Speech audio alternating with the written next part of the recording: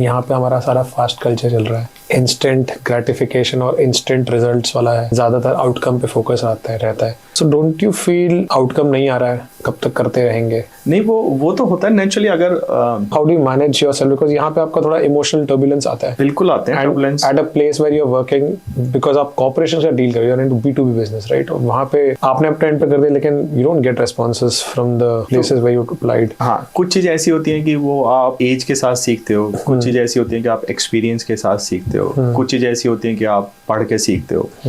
तो ऐसे ही फेलियर्स जो हैं वो सक्सेस की जर्नी का पार्ट है।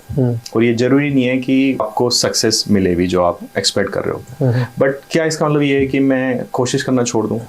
तो फेलियर तो होंगे ही। आपको ये तो पता है ना कि ऐसे तो नहीं होगा। अब आप कुछ और ट्राई करोगे, कुछ और ट्राई करोगे, तो कंसिस्टेंटली आप ट्राई करते रहो, कभी ना कभी कुछ ना कुछ क्लिक हो ही जाएगा। मेरे को एक्चुअली ये वाली इंस्पिरेशन जो आपने जो बता रहे हो, तो I want to understand what is the story of earthhood. मतलब earthhood from a baby and 2012 to becoming such a big giant. Please share your story, because you know I'm really inquisitive to know the story behind Earthhood and you know what made you to make Earthhood and consistently. जैसे आप hard work की बात पर कर रहे हो, लेकिन मेरे को Earthhood का स्टोरी सुनना है कि what made you form Earthhood, number one. Number two, were there any setback जहाँ पे आपको लग रहा था कि कुछ हो नहीं रहा है and you know I have to go? Was there any setback there, and you know how did you manage yourself then? And today where Earthhood is standing? ये आप 3 सवालों का जवाब। तो 3 सवाल हो गए आपके।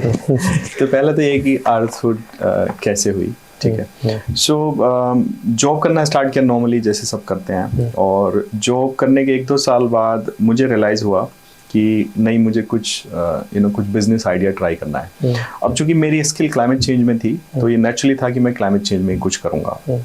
अब जो ऑब्स्टेकल्स थे वो ये थे कि मेरी फैमिली में कोई बिजनेस बैकग्राउंड नहीं है, किसी ने ये सब चीज़ें की नहीं है, तो मेरे पास ना कोई एडवाइस थी, ना कोई गाइडेंस थी, और फाइनेंशियल सपोर्ट भी नहीं था। मोरल सपोर्ट ऑब्वियसली फैमिली का रहता ही आपके साथ हमेशा।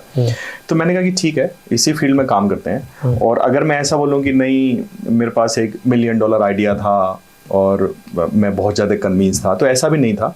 मुझे बस ये पता था कि मुझे इस फील्ड में काम करना है, because you had experience in it, और आपको इसके अलावा कुछ पता नहीं था। मुझे इसके अलावा कुछ आता भी नहीं था। मैं कुछ सोचता रहता था, बट ऐसा कुछ था नहीं कि जो कन्विंसिंग था मुझे लगता था।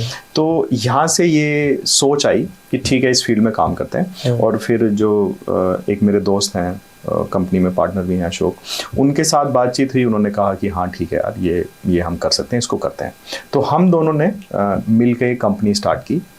और कंपनी स्टार्ट करना एक चीज़ होती है, और उस कंपनी को बिल्ड करना ये बिल्कुल अलग चीज़ है, 2 अलग अलग चीज़ें हैं। ज़्यादातर लोग आजकल भी मैं जैसे काफ़ी सारे लोगों से इंटरेक्ट करता रहता हूँ, तो ज़्यादातर लोग जो है वो सोचते हैं कि कंपनी एक्सेल पे चलती है। वो एक्सेल में मॉडल बनाएंगे कि इतना कैपेक्स आ गया, इतना ओपेक्स आ गया, इतना सीड आ गया, इतना सीरीज ए आ गया, बी आ गया, ठीक है। बट रियल लाइफ में जब आप जाते हो तो एक्सेल वो आपने कब बनाई होगी, आप शायद उसको दोबारा देखते भी नहीं होगे। वो कुछ और ही चीज़ें वहाँ पे स्टार्ट हो जाती हैं। तो हमारे साथ भी ऐसे ही हुआ। और उसके बाद ऑब्स्टेकल आए, क्योंकि हमारा जो बिजनेस है, जो हम काम करते हैं अर्थहुड में, उसको बहुत सारे एक्सटर्नल फैक्टर इन्फ्लुएंस करते हैं। जैसे कि पॉलिसी इन्फ्लुएंस करती है। अमेरिका में पावर चेंज हुई, डोनाल्ड ट्रंप आए, he just walked out from Paris Agreement, and then there was a slowdown in market, there was no extension of Kyoto Protocol, the price of the carbon went down। तो ये सब external factors थे। तो जब हमने काम start किया तो मार्केट पूरा क्रैश हो गया, और हमारे पास बहुत सारी जो अपॉर्चुनिटीज़ हैं वो नहीं बची कंटिन्यू करने की। बट फिर वही कंसिस्टेंसी और हार्ड वर्क, हमें लगा कि मतलब मेरे को पर्सनली ऐसा लगा कि climate change is a real problem, और अभी नहीं तो कल नहीं तो परसों इसमें काफ़ी सारी अपॉर्चुनिटीज़ होंगी हमारे जैसे लोगों के लिए बिजनेस करने के लिए। सो इस बिलीफ के साथ हम आगे काम करते रहे। फिर धीरे धीरे चीज़ें बदलना स्टार्ट हुई, पॉलिसी लेवल पे भी, कंपनी लेवल पे भी। इवेंचुअली टीम बनी, और as we speak it's about like 100 people almost in Earthhood. We have got offices outside India. Gurgaon is obviously the head office, but UK, Turkey, UAE, Moscow, as we speak, we are setting up our next office in Latin America.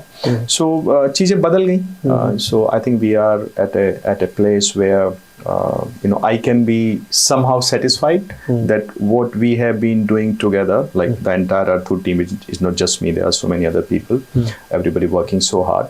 We are at a place that we can be somewhere satisfied that yes, we have built this company during last 12 years, which is making an impact at the international level. We are doing projects from Australia to North America. I was doing this exercise last week that how many countries we already completed the project, and the number is 138. Wow. So 138 countries we traveled, we executed different projects in different sectors in climate change. Wow, that's incredible.